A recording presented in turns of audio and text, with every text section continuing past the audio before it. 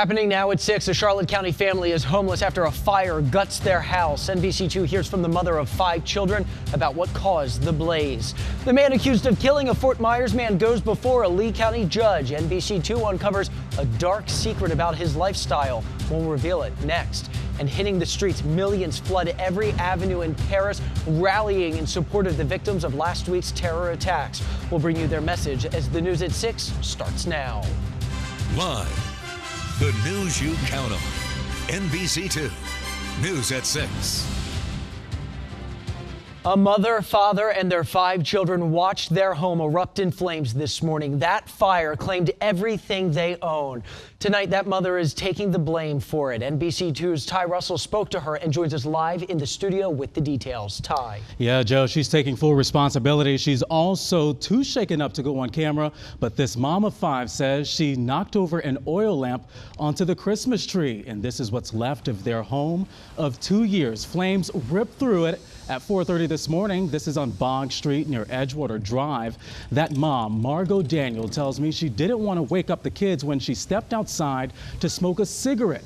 She says that's why she would use the oil lamp for light. Daniel says she had planned to take down the Christmas decorations today, but because she didn't, she says now even all the carpet and tile equipment for their family business is gone. But she's thankful everybody's okay. Neighbors, meanwhile, are shocked looking at the aftermath, and most tell me they were not even aware there was a fire until well after it was over. I'm telling you, it's shocking. That is so sad. I did not know that. The Red Cross has put the family in a hotel for 3 days. Daniel tells me she's waiting on insurance adjusters since all their stuff is gone. Now, the state fire marshal is investigating and they have not confirmed the cause. Live in the studio, Ty Russell, NBC2. Ty, thank you. A known gang member is being held responsible in the death of a 33-year-old Fort Myers man. NBC2 was there as he went before a Lee County judge this morning. NBC2's Brittany Weiner has our story. Arrested 18 times in Lee County in less than a decade.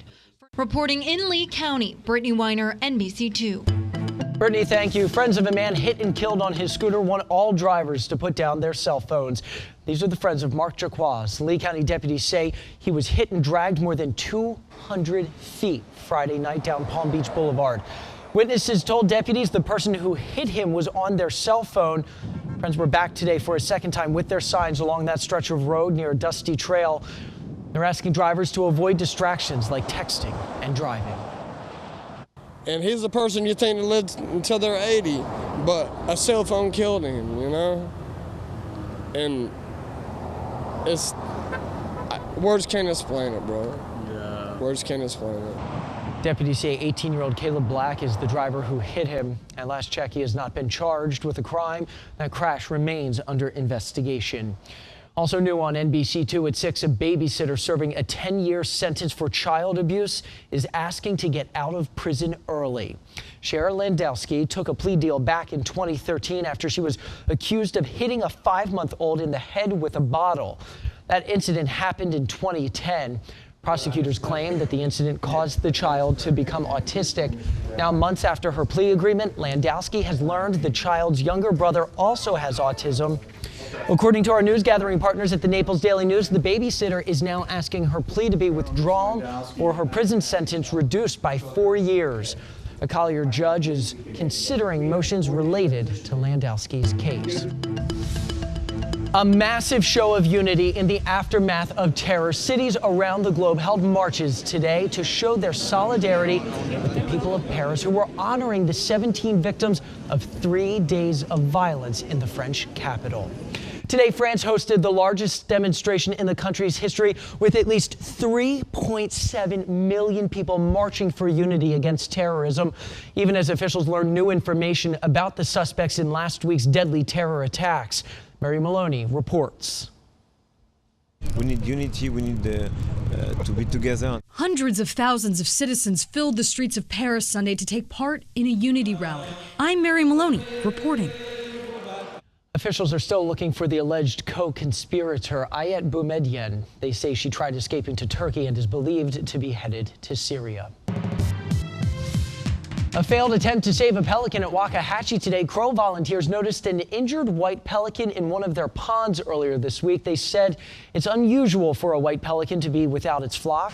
They had also noticed blood on its back tail feathers. Well, today they were hoping to get in the pond with kayaks and rescue the bird, but they couldn't find it. White pelicans are larger than the brown pelicans, which are the ones you see most, and they're migratory. They're only here in the wintertime. So if you see a very large white pelican, please give Crow a call. You can find the contact information for Crow on our website, NBC-2.com.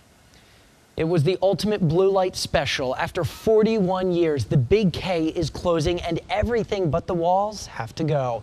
It opened up back in 1973 on US 41 in Park Shore Plaza down in Collier County. The 95,000 square foot store is part of the closures of Kmart nationwide.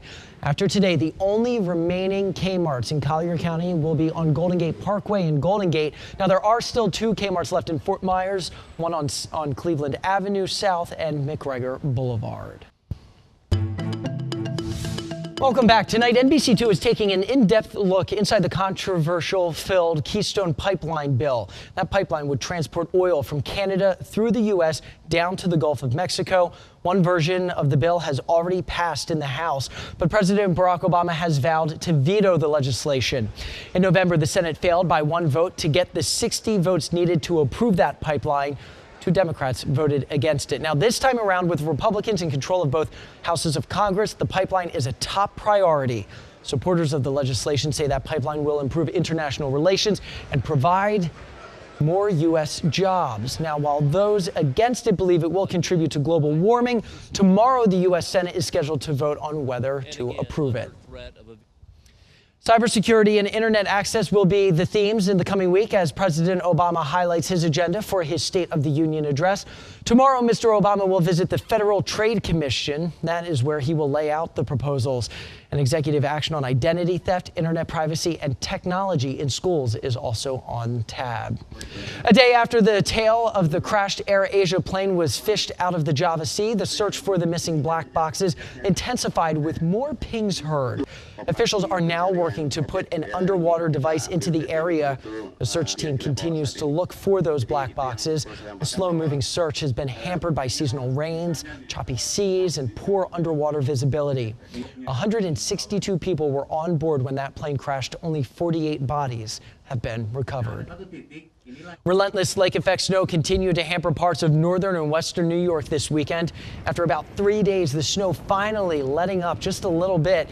There will be anywhere from 18 inches to 2 feet of snow on the ground and up to 4 feet in areas west and south of Watertown. At times, visibility has been at 0 in the hardest hit areas, and it is bitterly cold up there with highs only in the mid to upper 20s. All new tonight at 6. An exciting night happening tonight right here on NBC2. It's the Golden Globe Awards. Here's another live look at the red carpet. We're going to take you there again right after the break. We'll be right back.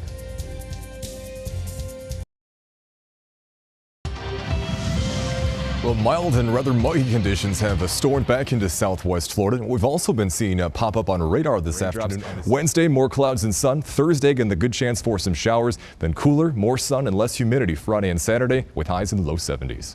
Looks good. Thanks, Rob. All right, people went back in time at Lakes Park this weekend. It was the annual Riverdale Kiwanis Medieval Fair, and it wouldn't be a medieval event without some jousting, turkey legs, and some sword fighting. There were also jugglers, magicians, and a combat chess match. If you missed the fair this weekend, don't worry. It all happens again next Saturday and Sunday. Ticket prices and times are on our website. All you have to do is head to NBC-2.com, click on News Links. Well, it is Hollywood's biggest party tonight, the Golden Globe Awards, and the top stars in TV and movies are coming together for honors doled out by the Hollywood Foreign Press Association. Gina Kim has a preview now from the red carpet. It's getting sloppy in here, everybody. Part dinner party, part awards ceremony. Gina Kim, NBC News. Tina Fey and Amy Poehler are hysterical. Well, another live look at the red carpet getting underway. Red carpet pre-show coverage of the Golden Globes starts in 30 minutes right here on NBC2. The awards themselves start at 8 o'clock. Pretty cool. Very neat. I'm not doing something right because I haven't seen a lot of those shows. It always happens, but it's like this kicks off the award season, and then you wind up going out and seeing a majority of them. Watching anyway. it all in one weekend. Exactly. I'm still trying to catch up from like the 2012 Academy Awards. Right, I know. I'm so far behind. Way. I'll tell you who else is trying to catch up and win some championships for the first time in 20 years, the Dallas Cowboys. This is a team that's one of the most historic teams around the world, and well, they came up just short, inches short in fact. We've got highlights from today's NFC divisional rival game next in sports.